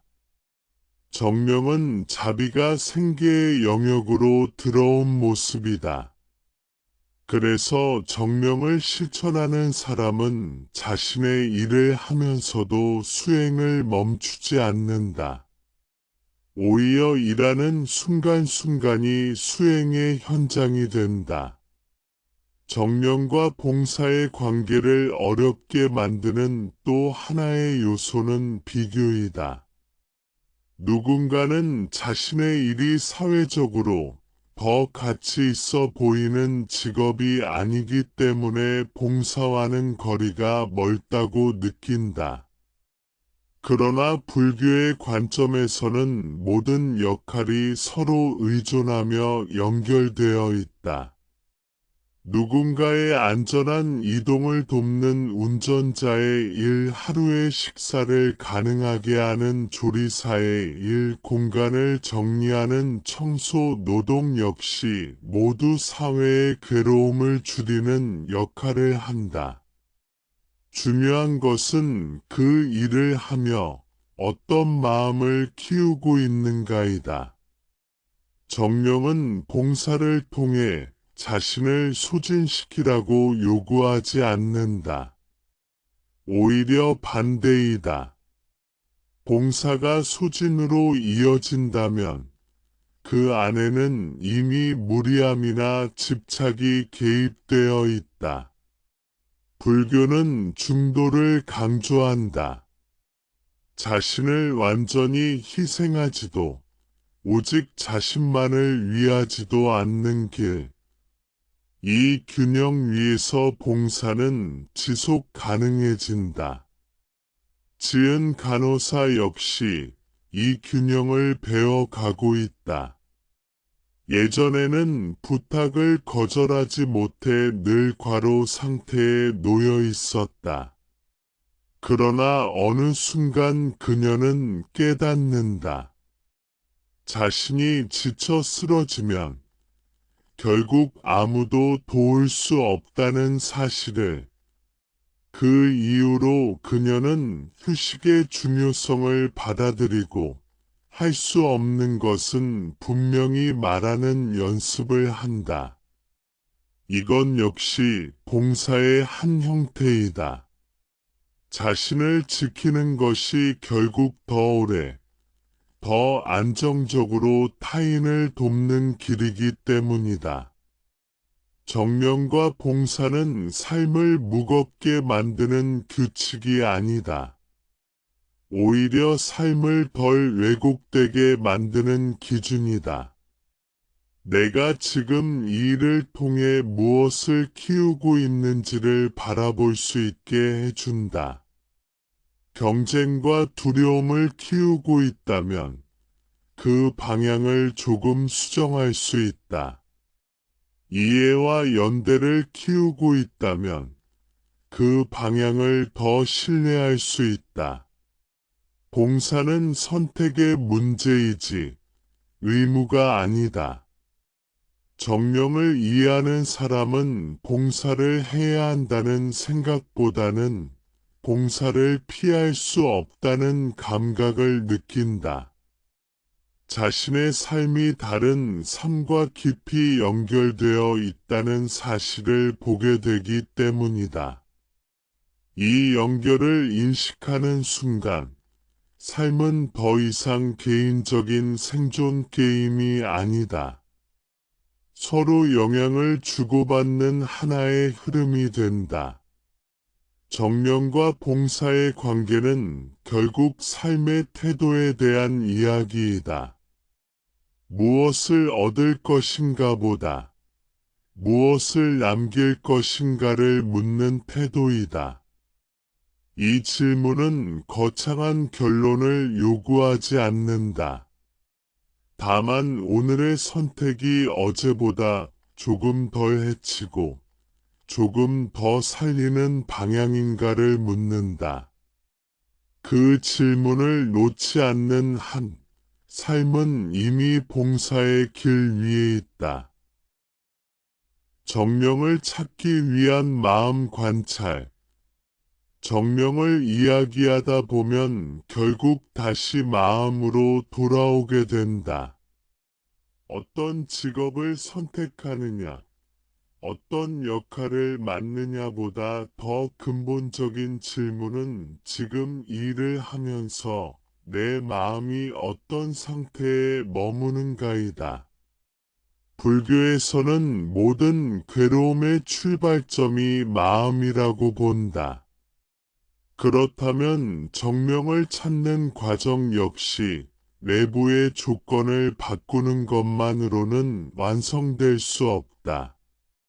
마음을 관찰하지 않는 한, 직업을 바꾸어도 같은 괴로움은 다른 형태로 반복될 가능성이 크다. 많은 사람들은 일이 힘들다고 느낄 때 그 원인을 환경에서만 찾는다. 상사, 동료, 업무량, 회사 구조. 물론 이런 요소들은 실제로 큰 영향을 미친다. 그러나 불교는 한 걸음 더 들어가 묻는다. 이 상황에서 내 마음은 어떤 반응을 반복하고 있는가? 불안, 분노, 무력감, 비교, 두려움. 이 마음의 움직임을 보지 못하면 우리는 늘 같은 패턴 속에서 선택하게 된다. 정령을 찾기 위한 마음 관찰은 특별한 수행 자세나 어려운 명상 기법을 요구하지 않는다. 오히려 아주 일상적인 순간에서 시작된다. 출근길의 발걸음이 무거워질 때, 회의에 들어가기 전 숨이 막히는 느낌이 들 때, 일을 마치고도 마음이 쉬지 못할 때, 이런 순간들은 마음이 보내는 신호이다. 이 신호를 무시하지 않고 잠시 멈춰 바라보는 것이 관찰의 시작이다. 마음 관찰의 첫 단계는 판단을 멈추는 것이다. 많은 사람들은 자신의 마음 상태를 알아차리는 순간 곧바로 평가를 덧붙인다. 왜 이렇게 약할까? 왜 이 정도도 못 견딜까? 다른 사람들은 잘만 하는데. 이런 자기 비난은 관찰을 방해한다. 불교에서 말하는 관찰은 옳고 그름을 따지기 위한 것이 아니라 사실을 그대로 보기 위한 것이다. 지금 내 마음에 불안이 있다면 그 사실을 인정하는 것으로 충분하다. 전주에 사는 오세진이라는 사람은 중소기업에서 인사 업무를 담당하고 있다. 그는 사람을 상대하는 일을 선택했지만 정작 사람 때문에 가장 많이 지친다. 채용과 평가, 해고와 같은 민감한 업무를 맡으면서 그는 늘 죄책감과 긴장을 안고 살아간다. 처음에는 이 감정들을 억누르려고 했다. 인사 담당자는 감정에 휘둘리면 안 된다고 스스로에게 말하며 마음을 닫았다. 그러나 그럴수록 그의 마음은 더 무거워졌다. 어느 날 세진은 자신의 상태를 바꾸기보다는 바라보기로 한다. 출근길에 느껴지는 긴장, 면담 전의 두려움, 집에 돌아와서도 쉽게 가라앉지 않는 죄책감. 그는 이것들을 없애려고 애쓰지 않았다. 그저 이런 마음이 반복되고 있다는 사실을 인정했다. 이 단순한 인정은 그의 마음에 작은 여유를 만들어 주었다. 그는 더 이상 자신의 감정을 적으로 여기지 않았다. 마음 관찰을 하다 보면 자연스럽게 질문이 떠오른다. 이 감정은 어디서 오는가?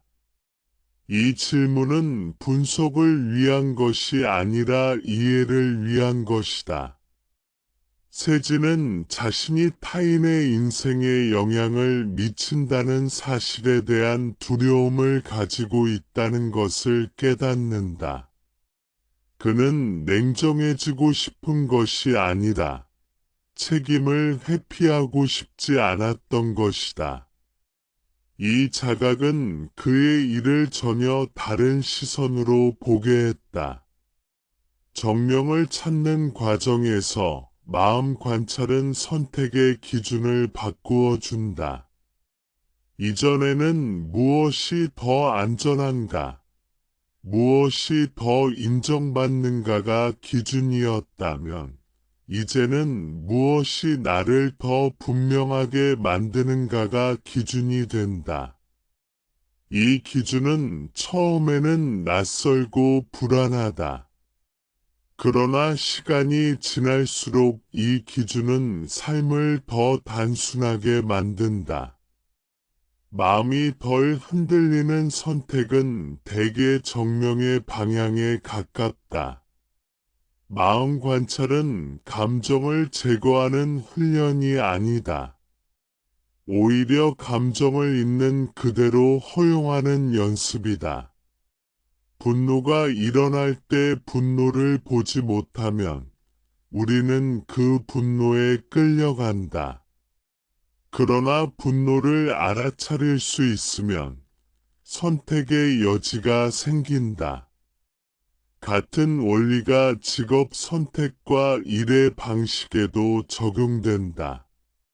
마음을 볼 수 있을 때 우리는 자동 반응이 아니라 의식적인 선택을 할 수 있다. 정령을 방해하는 가장 큰 장애물 중 하나는 두려움이다.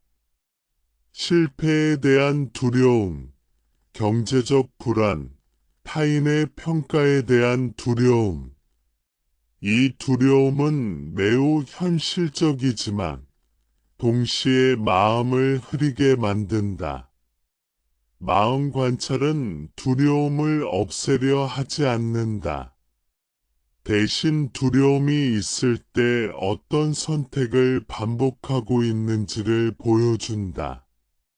두려움 속에서 선택한 길은 대개 자신을 더 조여온다는 사실을 우리는 경험을 통해 알게 된다. 세진은 마음 관찰을 통해 중요한 변화를 경험한다. 그는 자신의 일이 완전히 잘못되었다고 결론 짓지 않는다. 대신 어떤 업무를 할 때 마음이 특히 무거워지는지를 살핀다. 그리고 그 무게를 줄일 수 있는 방식이 있는지를 고민한다. 말의 표현을 바꾸고 절차를 조금 더 투명하게 설명하고 당사자의 감정을 인정하는 시간을 마련한다. 이런 변화는 구조를 완전히 바꾸지는 못했지만 그의 마음을 덜 왜곡시켰다. 불교에서는 이것을 지혜의 작용이라고 말한다. 지혜는 정답을 아는 것이 아니라 상황에 맞는 반응을 선택할 수 있는 능력이다. 마음 관찰은 이 지혜를 키우는 토양이다. 정령은 지혜 없는 선의가 아니라 지혜에 기반한 선택을 요구한다.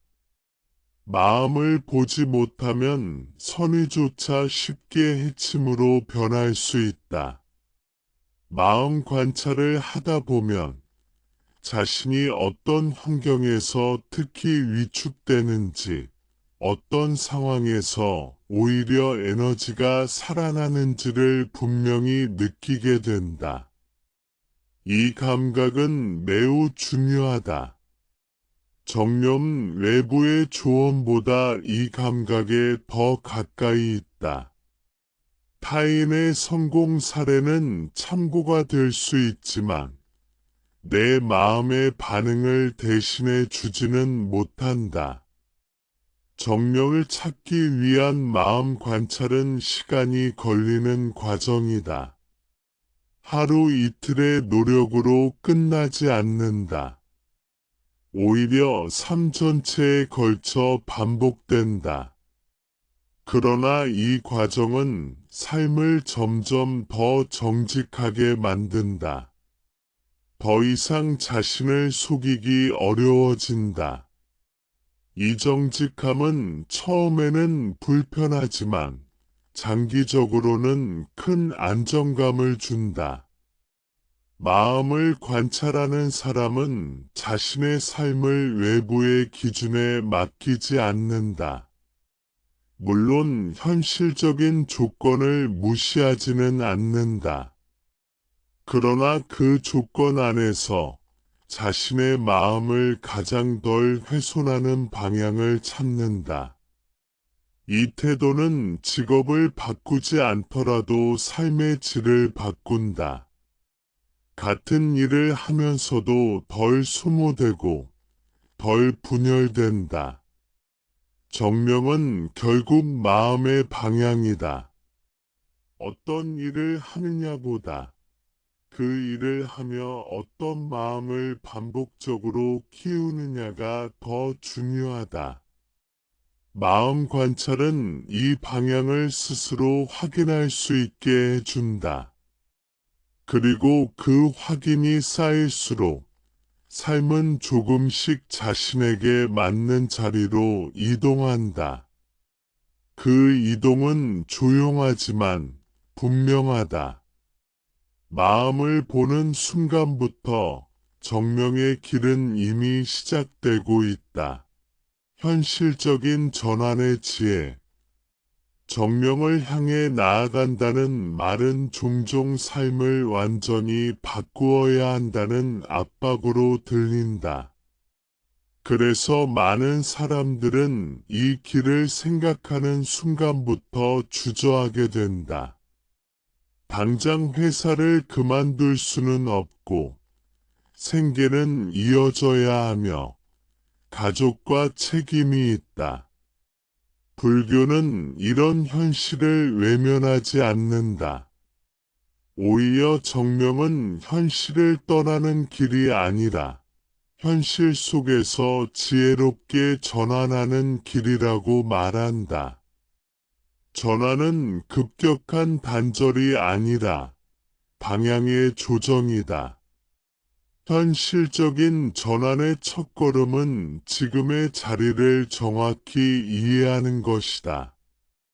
현재의 직업이 전적으로 잘못되었다는 결론을 서두르지 않는다.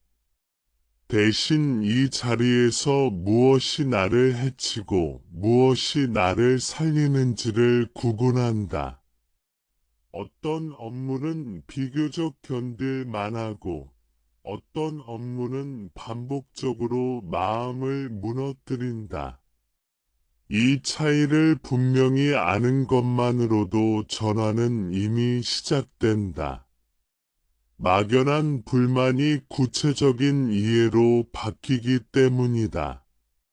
대전에서 일하는 윤지호라는 사람은 제조업 회사에서 품질 관리 업무를 맡고 있다. 그는 회사 자체가 싫다기보다 실수를 개인의 책임으로만 몰아가는 문화가 힘들었다. 문제가 생길 때마다 누군가를 찾고 그 사람에게 책임을 집중시키는 방식은 그의 마음을 늘 경직되게 만들었다. 그는 회사를 떠나야 할지 수없이 고민했지만 당장의 전환은 현실적으로 어려웠다.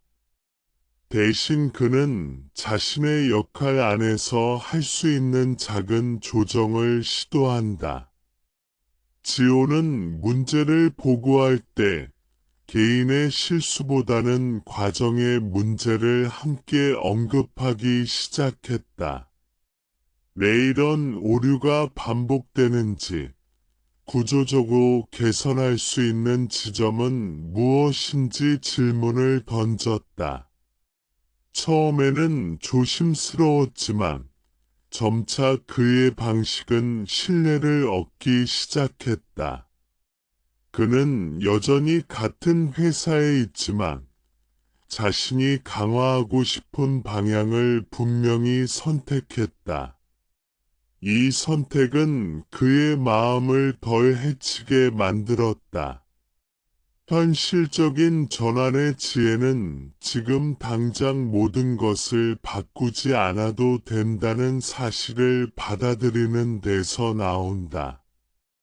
많은 사람들이 정명을 생각하며 스스로를 몰아붙인다. 이 길이 아니라면 실패라는 생각에 사로잡힌다. 그러나 불교는 중도를 강조한다. 극단적인 결단만이 변화는 아니다. 오히려 지속 가능한 변화는 아주 작은 이동에서 시작된다. 전환에는 준비의 시간이 필요하다. 마음의 준비뿐만 아니라 기술과 환경의 준비도 포함된다. 지금의 일을 유지하면서도 자신의 재능과 가치관에 더 맞는 방향을 탐색할 수 있다. 공부를 시작하거나 새로운 사람들을 만나거나 작은 프로젝트에 참여해 보는 것도 하나의 전환이다. 이 과정은 서두를수록 불안해지고 천천히 갈수록 단단해진다. 정령은 용기와 함께 신중함을 요구한다. 무작정 뛰어드는 선택은 때로 또 다른 괴로움을 만든다. 그래서 불교는 지혜를 강조한다. 지혜란 두려움을 없애는 힘이 아니라 두려움 속에서도 방향을 잃지 않는 힘이다. 현실적인 전환은 바로 이 지혜의 연습이다. 수원에 사는 한미경이라는 사람은 오랫동안 영업 일을 해왔다. 성과 압박과 경쟁 속에서 그는 점점 자신이 거칠어지는 것을 느꼈다. 사람을 만나는 일이 숫자로만 보이기 시작했기 때문이다. 그는 당장 일을 그만둘 수는 없었지만 고객을 대하는 태도를 바꾸기로 한다. 무리한 판매를 줄이고 정말 필요한지 한 번 더 묻는 습관을 들였다. 단기적인 성과는 줄었지만 장기적으로는 신뢰가 쌓였다. 무엇보다 그의 마음이 덜 달아갔다. 현실적인 전환의 지혜는 결과보다 과정에 집중한다. 전환이 성공했는지 실패했는지를 빠르게 판단하지 않는다. 대신 이 선택이 나를 더 정직하게 만드는지를 살핀다. 조금 더 숨쉬기 쉬워졌는지, 마음이 덜 분열되는지, 자기 혐오가 줄어들었는지를 기준으로 삼는다. 이런 변화는 숫자로 측정하기 어렵지만 삶의 질을 근본적으로 바꾼다. 전환 과정에서 흔히 마주치는 감정은 불안과 죄책감이다. 이 길을 선택하면 가족에게 미안하지 않을까, 책임을 회피하는 것은 아닐까라는 생각이 올라온다. 불교는 이 감정을 억누르지 말고 그 안을 들여다보라고 말한다. 그 죄책감이 정말 책임에서 비롯된 것인지 아니면 타인의 기대를 배신하지 않으려는 습관인지 구분할 필요가 있다. 이 구분은 전환의 방향을 더 분명하게 만든다. 현실적인 전환은 혼자서만 이루어지지 않는다. 때로는 한 사람의 선택이 주변의 변화를 이끌기도 한다. 지호의 사례처럼 한 사람이 다른 질문을 던지기 시작하면 조직의 분위기도 조금씩 달라진다. 정령은 개인의 수행이지만 그 영향은 개인에 머무르지 않는다. 그러나 이 영향을 기대하며 전환을 선택해서는 안 된다. 기대는 다시 집착이 되기 때문이다. 전환의 과정에서는 자신에게 관대해질 필요가 있다. 완벽하게 정령에 맞는 선택만 하려다 보면 아무것도 선택하지 못하게 된다. 불교는 실수를 배움의 일부로 본다. 잘못된 선택을 했다는 느낌이 들 때도 그 경험을 통해 자신이 무엇을 원하는지 더 분명히 알게 된다면 그것은 헛된 시간이 아니다. 정령은 도착지가 아니라 방향이다.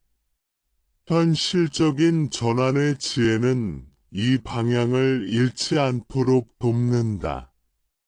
때로는 멈추고, 때로는 돌아가고, 때로는 우회하는 길을 선택할 수도 있다.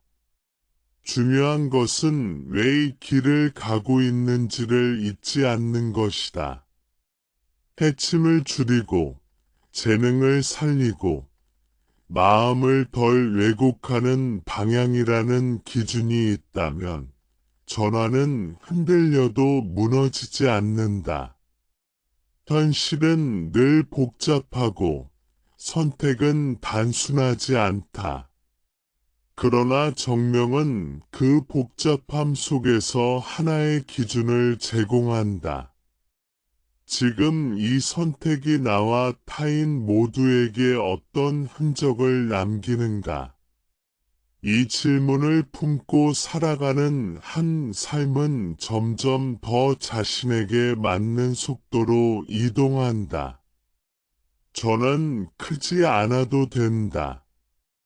오늘의 선택이 어제보다 조금 더 정직하다면 그 자체로 충분하다.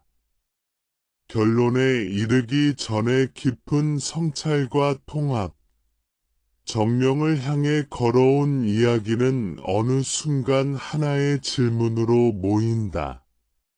나는 지금 어떤 마음으로 일을 하고 있는가? 이 질문은 단순해 보이지만 쉽게 답할 수 없다. 많은 사람들은 자신의 직업을 설명할 수는 있지만 그 일을 하는 마음의 상태를 말하지는 못한다. 바쁨 속에서 자동적으로 움직이고 익숙함 속에서 선택을 반복하다 보면 마음은 점점 흐려진다. 정령에 대한 성찰은 바로 이 흐려진 마음을 다시 밝히는 작업이다. 정령은 옳은 직업을 고르는 기술이 아니라 삶 전체를 바라보는 태도에 가깝다. 같은 직업이라도 어떤 마음으로 임하느냐에 따라 전혀 다른 삶의 결을 만들어낸다. 누군가는 같은 환경 속에서도 점점 거칠어지고 누군가는 같은 조건 속에서도 부드러움을 잃지 않는다. 이 차이는 능력의 차이가 아니라 마음을 다루는 방식의 차이다. 광주에서 작은 출판사에서 일하는 박선우의 이야기는 이를 잘 보여준다. 그는 편집자로 일하며 수많은 원고를 다루었다. 처음에는 책을 만든다는 일에 큰 의미를 느꼈지만 시간이 지나면서 마감과 매출, 트렌드에 쫓기다 보니 글이 상품으로만 보이기 시작했다. 그는 점점 독자보다 시장을 먼저 떠올리게 되었고 그 과정에서 자신이 왜 이를 선택했는지 잊어버렸다.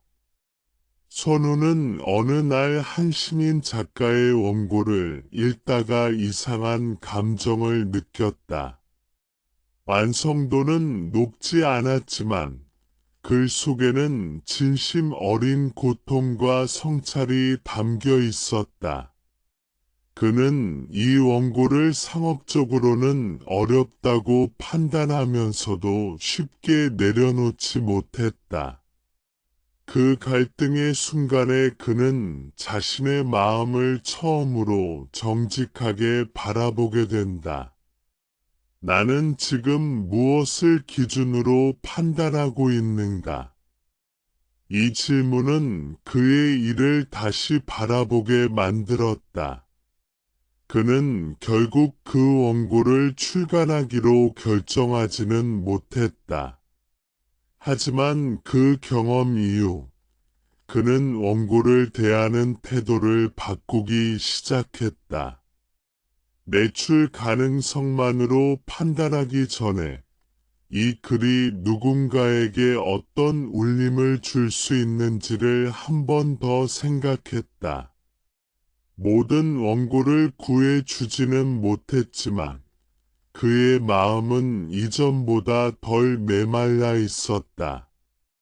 정령은 이렇게 완벽한 선택이 아니라 방향을 잃지 않으려는 반복적인 성찰에서 드러난다. 정령을 살아간다는 것은 끊임없이 자신을 점검하는 일이다. 이 점검은 자기 비판이 아니라 자기 이해에 가깝다. 내 일이 나를 힘들게 하는지, 내 선택 앞에서 마음이 불편한지, 그 이유를 솔직하게 마주한다. 많은 경우 그 불편함은 외부 조건보다 내면의 분열에서 온다. 해야 한다고 믿는 것과 하고 싶지 않은 마음이 충돌할 때 마음은 가장 크게 소모된다. 불교에서는 이러한 분열을 무명이라고 부른다. 알지 못함이 아니라 보지 않으려 함에 가깝다. 정명에 대한 성찰은 이 무명을 조금씩 걷어내는 과정이다. 이를 통해 없는 동과 지위, 안정만을 바라보던 시선에서 벗어나 그 일이 나의 성품을 어떻게 빚고 있는지를 바라보게 한다. 이 시선의 전환은 삶을 무겁게 만들기보다 오히려 가볍게 한다. 정령은 이상적인 상태에 도달했을 때만 의미가 있는 것이 아니다. 오히려 흔들리고 망설이는 순간에 더욱 필요하다. 선택의 기로에서 완벽한 답을 찾으려 애쓰기보다 지금의 선택이 어떤 집착을 키우고 어떤 집착을 줄이는지를 살핀다. 탐욕을 키우는 선택인지, 두려움을 키우는 선택인지, 아니면 이해와 연민을 조금이라도 넓히는 선택인지를 묻는다. 대구에서 자영업을 하는 정하늘은 매출이 줄어들 때마다 불안에 휩싸였다. 그는 손님을 붙잡기 위해 과장된 광고를 고민했고 경쟁 가게를 헐뜯는 말이 떠오르기도 했다. 그런 생각이 올라올 때마다 그는 마음이 점점 거칠어지는 것을 느꼈다. 그는 스스로에게 물었다. 이 방식으로 돈을 벌 때 나는 어떤 사람이 되는가? 이 질문은 그의 행동을 즉시 바꾸지는 못했지만 멈추게 만들었다. 하늘은 결국 광고 문구를 단순하게 바꾸고 손님에게 필요한 정보만 전달하기로 했다. 매출이 급격히 오르지는 않았지만 그는 스스로를 덜 부끄럽게 느꼈다. 정명은 이런 선택에서 드러난다. 결과가 아니라 선택 이후의 마음 상태가 기준이 된다. 마음이 더 좁아졌는지 아니면 조금이라도 넓어졌는지가 중요하다. 정명을 향한 길에서 중요한 것은 자기 연민을 기르는 것이다. 많은 사람들이 자신의 선택을 돌아보며 스스로를 몰아붙인다. 왜 나는 이렇게 살고 있는가? 왜 더 나은 선택을 하지 못했는가라는 질문은 쉽게 자기 혐오로 이어진다. 불교는 이 지점에서 자비를 강조한다. 자비는 타인을 향하기 전에 먼저 자신에게 향해야 한다. 자신을 이해하지 못하면 올바른 전환도 불가능하다. 정명에 대한 성찰이 깊어질수록 일과 삶의 경계는 점점 흐려진다. 일은 더 이상 견뎌야 할 시간이 아니라 마음을 드러내는 장이 된다. 그 안에서 드러나는 조급함, 비교, 두려움은 수행의 대상이 된다. 이 관점에서 보면 완벽하지 않은 직업도 수행의 도량이 된다. 중요한 것은 그 안에서 무엇을 키우고 무엇을 놓아주고 있는가이다. 정령은 혼자만의 깨달음으로 끝나지 않는다. 한 사람의 선택은 가족과 동료, 사회에 미묘한 영향을 미친다. 그러나 이 영향은 통제할 수 있는 것이 아니다. 그래서 불교는 결과에 집착하지 말라고 말한다. 올바른 방향으로 마음을 세우고 그에 맞는 행동을 반복할 뿐이다. 그 결과는 자연스럽게 드러날 뿐이다. 이 지점에서 정명은 더 이상 직업 선택의 문제로만 남지 않는다. 그것은 삶을 살아가는 전체적인 자세가 된다. 말을 할 때, 결정을 내릴 때, 타인과 관계를 맺을 때도 같은 기준이 적용된다. 해치지 않음, 정직함, 탐욕을 키우지 않음이라는 기준은 모든 선택의 바탕이 된다. 정령을 향한 여정은 끝이 없다. 삶의 조건이 바뀌면 선택의 기준도 다시 점검해야 한다. 젊을 때의 정명과 중년의 정명, 노년의 정명은 서로 다를 수 있다. 그러나 그 핵심은 변하지 않는다. 마음을 흐리게 하는 방향에서 벗어나 마음을 맑게 하는 방향으로 움직이는 것이다. 이 단순한 기준이 삶을 지탱한다. 지금까지의 성찰과 사례들은 하나의 메시지로 모인다. 정령은 멀리 있는 이상이 아니라 오늘의 선택 속에 있다. 아주 작은 선택일지라도 그 선택이 마음을 덜 왜곡한다면 그것은 분명한 정명의 한 걸음이다.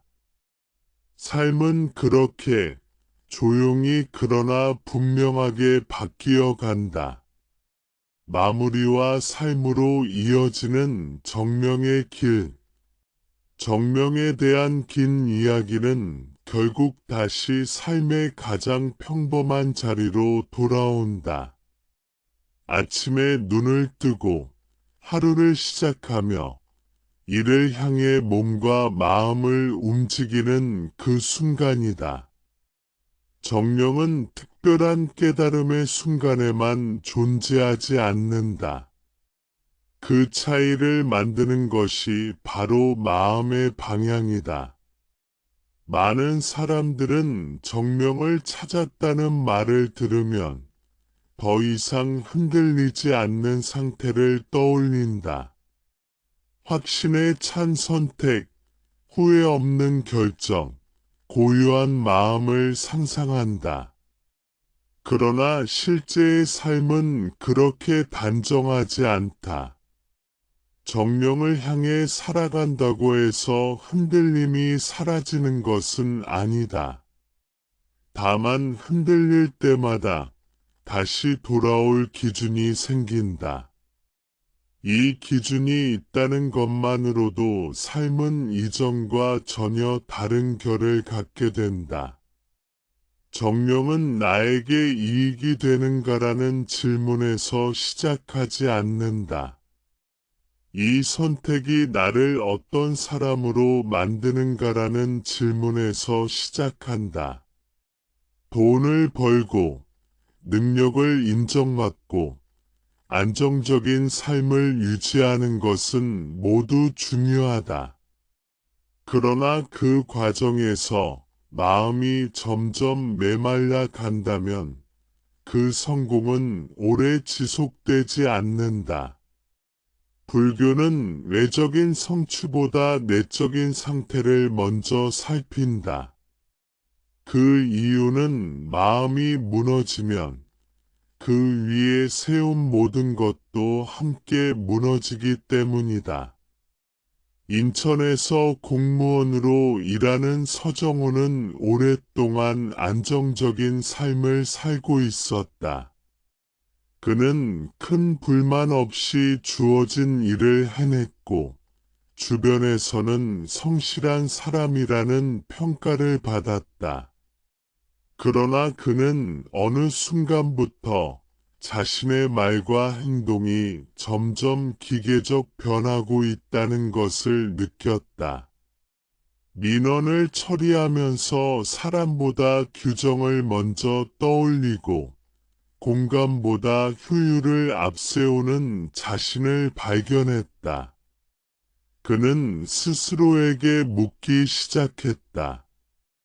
나는 지금 어떤 사람이 되어 가고 있는가? 정호는 직업을 바꾸지 않았다. 대신 태도를 바꾸기로 했다. 규정을 지키는 범위 안에서 상대의 말을 끝까지 듣는 시간을 조금 더 늘렸다. 해결할 수 없는 사안이라도 왜 어려운지 차분히 설명하려 노력했다. 이 작은 변화는 그의 하루를 완전히 바꾸지는 않았지만 마음의 방향을 바꾸어 놓았다. 그는 퇴근길에 이전보다 덜 공허함을 느꼈다. 정령은 이렇게 조용히 삶에 스며든다. 정년 타인과의 관계 속에서도 분명하게 드러난다. 같은 일을 하더라도 누군가는 경쟁과 비교 속에서 자신을 끊임없이 소모시키고 누군가는 협력과 배려 속에서 에너지를 회복한다. 이 차이는 환경보다 마음의 선택에서 비롯된다. 타인의 성공을 위협으로만 느끼는지, 배움의 기회로 느끼는지는 각자의 마음 상태에 달려 있다. 정령을 살아간다는 것은 완벽한 도덕적 인간이 되겠다는 다짐이 아니다. 오히려 자신의 불완전함을 인정하는 데서 시작된다. 탐욕이 올라오고 두려움이 생기고 때로는 이기적인 선택을 하고 싶어질 때도 있다. 중요한 것은 그런 마음이 생겼다는 사실을 알아차리는 것이다. 알아차림이 있는 순간, 우리는 이미 이전과 다른 선택의 가능성을 갖게 된다. 불교에서 말하는 수행은 일상과 분리되지 않는다. 좌선이나 명상 시간만이 수행이 아니라 이메일을 쓰는 순간, 회의를 하는 순간, 돈을 사용하는 순간도 모두 수행의 장이 된다. 정념은 이 수행을 직업이라는 영역으로 확장한 개념이다. 이를 통해 마음을 잃지 않고 이를 통해 마음을 배우는 길이다. 정령을 기준으로 삶을 바라보면 성공의 정의도 달라진다. 더 많이 가졌는지가 아니라 덜 왜곡되었는지가 중요해진다. 더 빨리 올라갔는지가 아니라 누구를 밟지 않고 왔는지가 중요해진다. 이 기준은 세상의 기준과 다를 수 있다. 그래서 때로는 외롭고 이해받지 못한다고 느낄 수도 있다. 그러나 이 길은 마음 깊은 곳에서 스스로를 지탱해 준다. 정령은 자신만을 위한 길이 아니다. 한 사람이 해치지 않는 선택을 반복할 때 그 주변에는 자연스럽게 안전한 공간이 만들어진다. 그 공간은 가족에게, 동료에게, 나아가 사회 전체에 영향을 미친다. 이 영향은 눈에 띄지 않게 퍼지지만 분명히 존재한다. 불교는 이런 조용한 변화를 신뢰한다. 삶은 끊임없이 우리에게 선택을 요구한다. 빠르게 결정해야 할 때도 있고, 충분히 고민할 시간이 주어질 때도 있다. 모든 선택이 정명에 완벽히 들어맞을 수는 없다. 그러나 선택 이후에 다시 돌아보고, 마음을 점검하고, 필요하다면 방향을 수정할 수 있다면 그 삶은 이미 깨어있는 삶이다. 정령을 찾는다는 것은 정답을 찾는 것이 아니다. 질문을 놓지 않는 것이다. 이 선택은 나를 더 둔하게 만드는가, 아니면 더 깨어있게 만드는가? 이 질문을 품고 살아가는 한, 우리는 길을 완전히 잃지 않는다. 설령 잠시 다른 방향으로 가더라도 다시 돌아올 수 있다. 오늘의 일, 오늘의 선택, 오늘의 마음이 곧 수행의 자리다. 그 자리를 소중히 여길 때, 일은 더 이상 삶을 소모시키는 도구가 아니라 삶을 완성해 가는 길이 된다. 정령은 멀리 있지 않다. 바로 지금 이 순간의 선택 속에 있다.